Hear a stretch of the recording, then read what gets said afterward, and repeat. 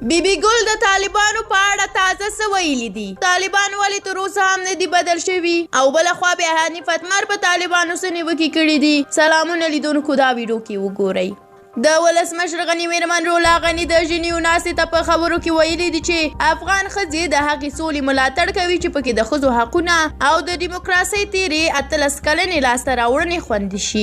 نوموړي زیاته کړې داسې اوازې وي چې طالبان بدل شوي، خو له بده مرغه دا ډله اوس هم افغان میرمنې ګواښي او ناقص العقلي بولي. رولا غني وړاندې په خپلو خبرو کې ویلي چې افغانان له جګړو ستړي شوي او د سولې لپاره له شته فرصتونو باید ګټه واخیستل شي. د هغې په خبره اساسي قانون د قومونو تنوع ته درناوی لري او د هر چا لپاره پکې ځای شته. طالبان هم پکې ځایږي او افغانان ورته ښه راغلاست وایي.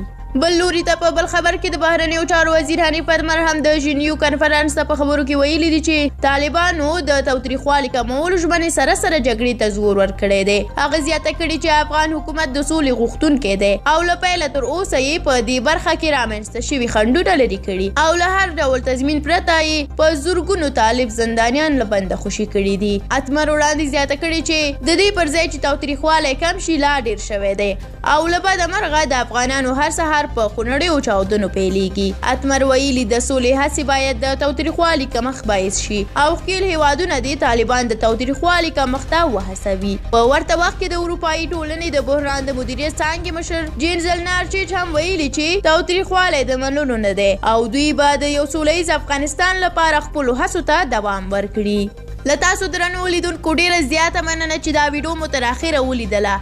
اوس کولی شئ په دې اړه خپل نظر را سره په کومنټ کې شریک کړئ. زموږ یوټیوب چینل هم در سره سبسکرایب کړئ. تر بیا او بلې ویډیو الله مو مل شه.